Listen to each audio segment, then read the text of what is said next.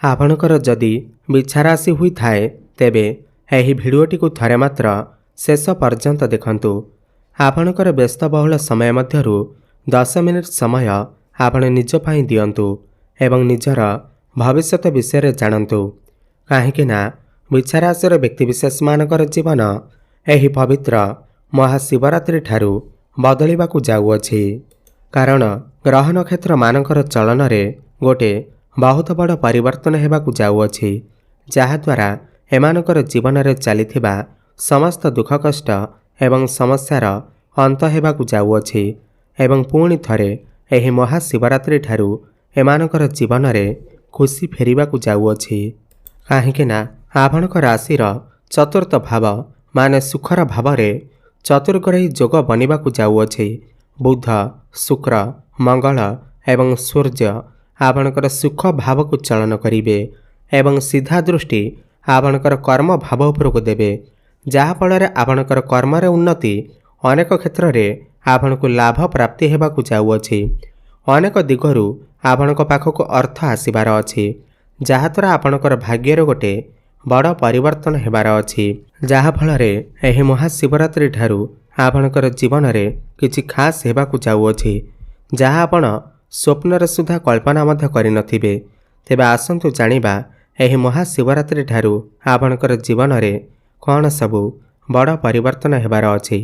एहा पूर्वरु जदि आपणकर भी बिछाराशि होई थाए एवं आपण भी महादेवंकु सच्चा हृदय रे भक्ति करुथांती, विश्वास करुथांती, तेबे एही भिडियोटी को लाइक करी कमेंट बॉक्स रे ओम नमः शिवाय हर हर महादेव अवश्य लिखि दियंतु। देखंतु पूर्वरु 4 गोटी ग्रह आपणकर तृतीय भावर चलन करुथिबारु आपणकर स्वास्थ्य जनित समस्या देखा देउथिला। आपणको अधिक परिश्रम करिबा पई पडुथिला। परिश्रम अनुसार आपणको फल प्राप्ति होई पारु नथिला। धन जनित समस्या देखा देउथिला। आपण ऋण नेइथिले किंतु ऋण सुझी पारु नथिले। ऋणर भार आपणकर ऊपर बढ़ी जाइथिला। गृह परिवार रे खुशीर वातावरण नथिला। शिक्षा क्षेत्र रे समस्या देखा देउथिला। आपणकर अननेसेसरी खर्च हेउथिला। समाज रे आपणकर मान सम्मान नथिला। आपणको चाकरी प्राप्ति होई पारु नथिला। संतान संतति पई आपण चिंतित थिले। आपणकर व्यापार वाणिज्य रे लॉस हेउथिला। प्रेम जीवन रे मध्य समस्या देखा देउथिला। तेबे एही भली जहा भी समस्या आपणकर जीवन रे चालुथिला ताहा एबे दूर हेबाकू जाउअछि। एही महाशिवरात्रि ठारू आपणकर जीवन रे पुणी थरे खुशी फेरिबाकू जाउअछि। आपणकर जीवन रे नूतन सूर्य उदय हेबाकू जाउअछि। देखंतु एही महाशिवरात्रि ठारू आपणकर चतुर्थ भावकू माने सुखर भावकू 4 गोटी ग्रह चलन करुछंती।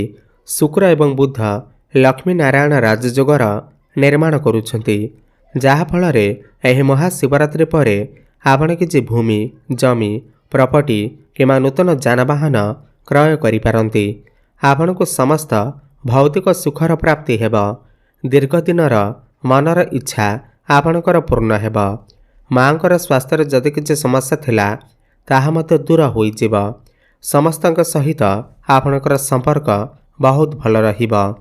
4 गोटी ग्रह सीधा दृष्टि आपणकर कर्म भाव उपर को देउछंती, जहा फल आपणकर कर्म रे उन्नति प्रमोशन जोग बनिब। जो माने बेरोजगार अछंती, जो मानक पाखरे कोनोसी भी चाकरी बाकरी नाही, सेमानंकु नूतन कर्म प्राप्ति होई पारे। नूतन चाकरी मध्य प्राप्ति होई पारे। प्रमोशन होई पारे। आपणकर कर्म क्षेत्र रे आपणकर ट्रांसफर मध्य होई पारे। कोनोसी एमएनसी कंपनी रु जॉब ऑफर मध्य आसी पारे। सरकारी क्षेत्र रे काम करुथिले आपणको अनेक शुभफल प्राप्ति हेब। राजनीति रे थिबा लोकमाननको मध्य शुभफल प्राप्ति हेब। आपण आपणकर काम कार्य को नै विदेश यात्रा करि पारंती। कोनोसी मीटिंग मध्य अटेंड करि पारंती। कर्म क्षेत्र रे आपणको सम्मानित करा जाई पारे। समाज रे आपणकर लोकप्रियता बढ़िब। मान सम्मान बढ़िब। आपणकर भाग्य रे उन्नति घटिब। भाग्य बल रे आपण जेउ भी काम रे हाथ देबे सेथिरे आपणको सफलता प्राप्ति हेब। अटक रही जाइथिबा समस्त कार्य पुणी थरे चालू हेबाकू लागिब। एही महाशिवरात्रि परे आपणकर गृह रे किछि शुभ मांगलिक कार्यर आयोजन होई पारे। आपण कौनसी धार्मिक स्थान को बा दूर स्थान को यात्रा करिपारंती। पौत्रिक संपत्ति आपण को लाभ मिल पारे। पिता सहित संपर्क बहुत भल रहिबा। पुराना प्रॉपर्टी मध्य आपण को लाभ मिल पारे। जदि आपण कौनसी प्रॉपर्टी किंवा जमी आपणकर सेल हो पार नथिला एही महाशिवरात्रि पर सही प्रॉपर्टी सेल हो पारे एवं आपण हाथ को मोटा अंकर अर्थ मत आसीपारे। देखंतु शनि आपणकर पंचम भाव में बलवान अवस्थार अछंती। सबुठार बड़ कथा यह अटे कि जो दंपति माने दीर्घदिन धरी संतान सुखरे वंचित थिले संतानर कामना करुथिले एही महाशिवरात्रि पर सेमानंकु संतान सुख प्राप्ति हेब। नूतन गर्भ धारण करिबा पाई महाशिवरात्रि परर समय आपणक पाई अत्यंत शुभ रहिब। जो पिलामानकर विवाह बयस हो जाइछि सेमानकर घर को विवाह प्रस्तावन आसीपारे एवं विवाह मध्य फाइनाल होई पारे। प्रेम जीवन में मध्य सफलता प्राप्ति हेब। पूर्वर लगी रही समस्यारू आपण को मुक्ति मिलिब। जो मानकर कथबार्ता बंद हो जाइथिला ब्रेकअप हो जाइथिला सेमानकर पुणी थरे कथबार्ता होई पारे प्याचअप होई पारे। आपणकर भल पाइबा विवाहर रूप मध्य नहीं पारे। भ्रमण सुख आपण को प्राप्ति हेब। सबुठारु खास कथा यह अटे कि एही महाशिवरात्रि पर आपण आपणकर शिक्षा क्षेत्र में बहुत अधिक उन्नति प्रगति करिवे। किछि ना किछि बड़ परिवर्तन अवश्य घटिब। आपणकर भितरे ज्ञान एवं बुद्धि बढ़िब। आपणकर मन पसंदर कॉलेज रे आपणकर एडमिशन होई पारे। आपण कोनोसी फॉर्म फिलअप करि पारंती। सूर्य केन्द्र रे अवस्थान करिथिबारु एही महाशिवरात्रि पर जदि आपणकर किछि एग्जाम अछि किमा आपण कोनोसी कॉम्पिटिटिव एग्जाम देउछंती तेबे सेथिरे आपण को निश्चिंत भाव में शुभफल प्राप्ति हेब। आपण जदि किछि कंपिटिशन रे भाग नेउछंती क्रीडा रे भाग नेउछंती तेबे आपण को सफलता प्राप्ति हेब। आपणकर सप्तम एवं द्वादश भावर अधिपति शुक्र आपणकर चतुर्थ रे केन्द्र रे विराजमान करुथिबारु आपण एही महाशिवरात्रि पर विदेश यात्रा करि पारंती। जो माने व्यापार वाणिज्य करुछंती सेमाने बहुत अधिक उन्नति प्रगति करिवे। आपण किछि नूतन व्यापार वाणिज्य मध्य आरंभ करि पारंती। वैवाहिक सुख आपण को प्राप्ति हेब। वैवाहिक जीवन रे लागि रहितबा समस्यारू आपण को मुक्ति मिलिब। जो माने मेडिकल फील्ड रे अछंती हॉस्पिटल लाइन में काम करुछंती सेमानको अनेक शुभफल प्राप्ति हेब। होटल मैनेजमेंट जो माने फाइनेंस क्षेत्र रे अछंती टेक्निकल फील्ड रे अछंती आईटी सेक्टर रे अछंती ट्रैवल एंड टूर रो काम करुछंती ऑनलाइन ने काम करुछंती डिजिटल मार्केटिंग रो काम करुछंती सेमानको अनेक शुभफल प्राप्ति हेब। शनि पंचम रे थिबारु कंस्ट्रक्शन काम रे शिल्प अनुष्ठान रे जदि आपण काम करुछंती तेबे आपनको शुभफल प्राप्ति हेब। एही महाशिवरात्रि पर आपणक पाखकु अनेक दिगरु अर्थ आसीब। आपणकर आय रे वृद्धि देखा मिलिब। जेहेतु बृहस्पतिंकर दृष्टि धन भाव पर रहुअछि आपणक पाखकु निश्चिंत भाव में आकस्मिक धन आसीब। आपणकर डेली इनकम बढ़िब। आकस्मिक धन प्राप्ति हेब। पौत्रिक संपत्ति लाभ मध्य प्राप्ति हेब।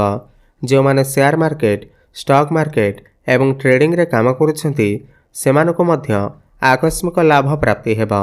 एही महाशिवरात्रि पर आपण निजे देखिबे आपणक पाखकु अनेक दिगरु अर्थ आसीब। आपणकर व्यय रे कमी देखा मिलिब। आय रे वृद्धि देखा मिलिब। जो व्यक्तिविशेष माने पूर्वरु ऋण करजर मायाजाल रे फसी रहिथिले कोनोसी शत्रु आपणकर किछि क्षति करबाकू चाहुथिला तो एही महाशिवरात्रि पर समस्त ऋण करजरु आपण को मुक्ति मिलिब। समस्त शत्रु मानक ठारू आपण को मुक्ति मिलिब।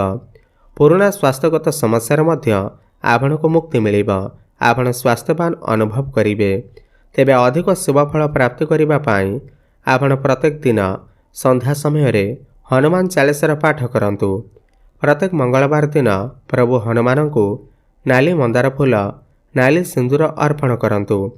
प्रत्येक दिन सूर्य को जलार्घ्य अर्पण करंतु एवं ओम नमः शिवाय एही मंत्रर अधिकरु अधिक जप करंतु एवं मंगलवार दिन ब्राह्मण को मसूर डाली दान करंतु। शुभफल प्राप्ति हेबा सहित आपणकर भाग्य रे उन्नति आसीब। धन्यवाद।